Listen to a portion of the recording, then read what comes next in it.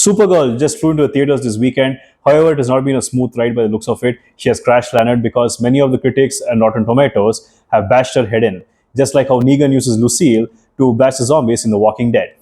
Now, I must pose this question at this time. Judging by what I saw in the movie, the characters, as well as what went down, is it really that bad? Now let's talk about our main showstopper, the title girl, Supergirl. I love this interpretation of the Supergirl.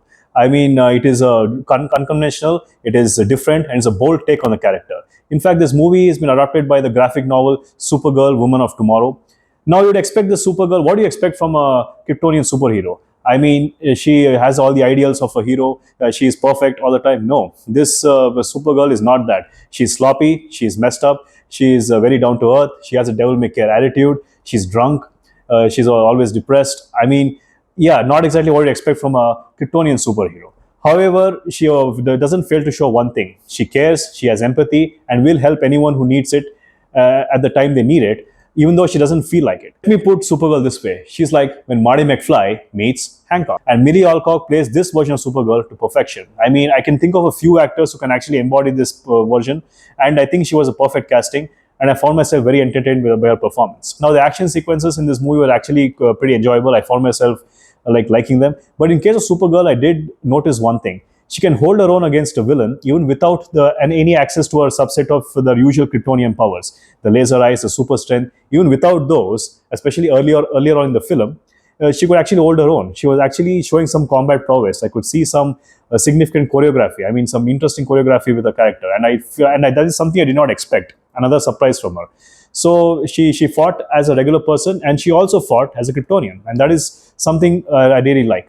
However, as good as Supergirl is, now it all comes crashing down. The script. The script is just terrible, guys. I mean, I really did not like the script. There was no cohesion. It was all disgruntled. I mean, it's like it was done in a hurry. The sequences were just randomly patched together. They were edited and then put into the theaters. It felt like they did not give any real second thought to the script. There was no real flow between the scenes, and that really ruined it for me.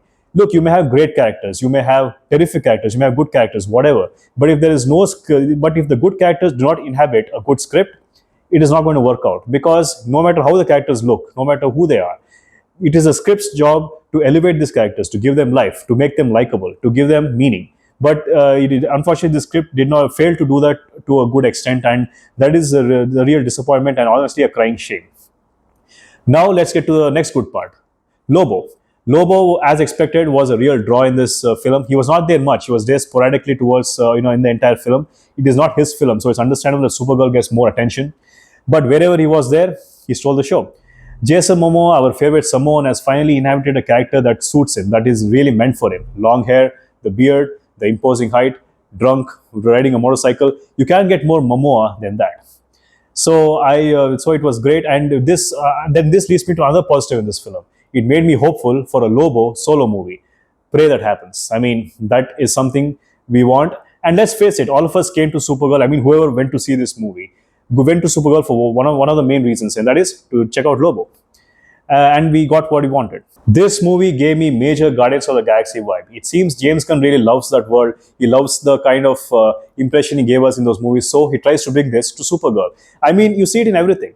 You see it in the cinematography, you see it in the settings, you see it in the diverse cast of otherworldly beings, the interactions, everything. Like, it really screamed Guardians of the Galaxy to me. And one thing I did find out is Superman has a very different vibe than Supergirl. Superman is understandably, it took place on Earth, so obviously it cannot have the Guardians vibe. It had a more earthly feel, but that's as opposed to Supergirl, where it was basically another version of Guardians of the Galaxy. And this tonal difference is what is very interesting to me, and it keeps the films distinct and gives Supergirl her own identity, her own feel, and that's not necessarily a bad thing.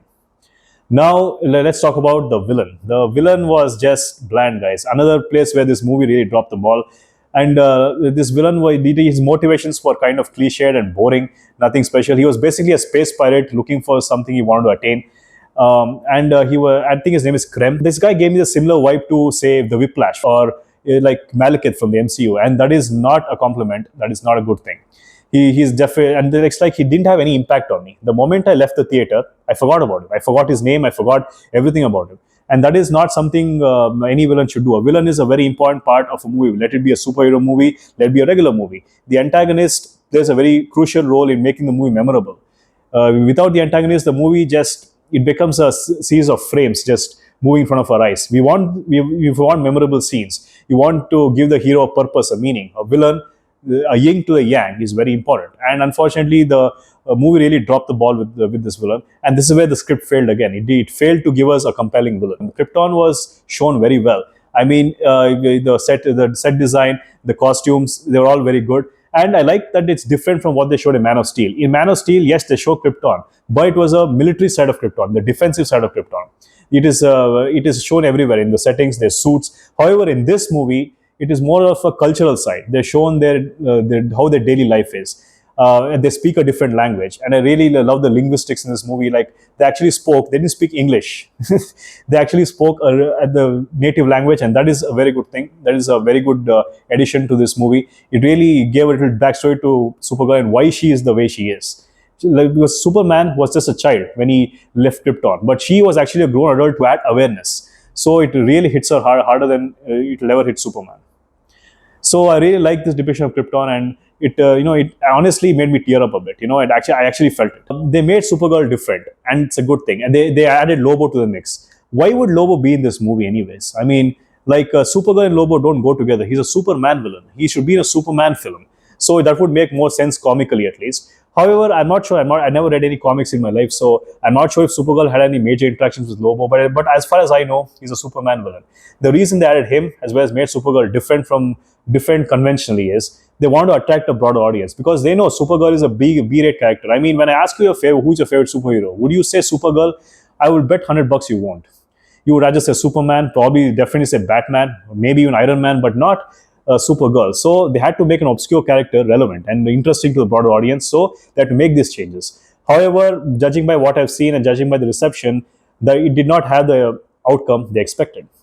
And another thing I don't like is this woke agenda, saying that it's a feminist movie. It is meant for it is meant as an empowerment. It is having a feminist agenda. Look, I don't really care about any of that. I don't care about the politics in any movie. I care about the movie. I care about the character. If it's done right, I study the movie and I produce my analysis. That is what I do, and that is the only thing. That is all I care about. I don't care about the political agenda. So don't worry about all that. I mean, look, it's a Supergirl movie. It's her adaptation, so it makes sense that she is playing a dominant role. It makes sense that she is in the forefront. There's nothing wrong with that. So I really think all this politics should be kept aside, and the movie should be viewed impartial. The side character, I think Ruth, her name is. I'm not sure how her name is. She was just that kid was just boring. I mean, sure, she was. She had some personality, but again, I did not find her compelling at all. She was more of a added agenda to Supergirl and her mission. She was just. I feel she was there just to as an excuse for Supergirl to have more commentary, to have a conversation, so she can have a buddy along the way, and hopefully some character development. But it didn't pan out the way it did. In fact, she was downright annoying. I really wish the Supergirl just spanked her along the face, just slapped her in the face just to silence her in certain places, because she was really annoying and getting on my nerves. And the movie could have easily done without her. There was no need of her, honestly. She was just a side plot that just went along with the main character, and I think they should have omitted it out and made it more streamlined.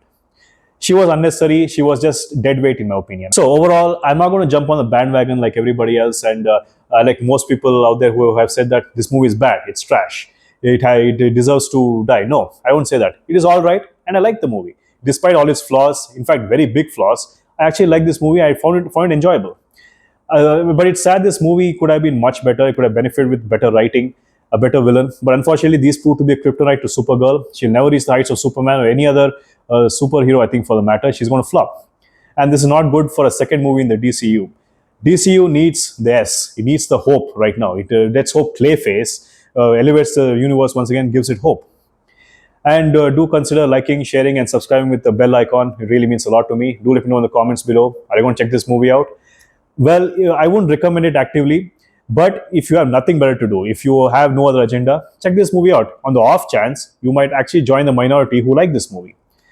And let's embrace cinema together. And until the next video, bye for now.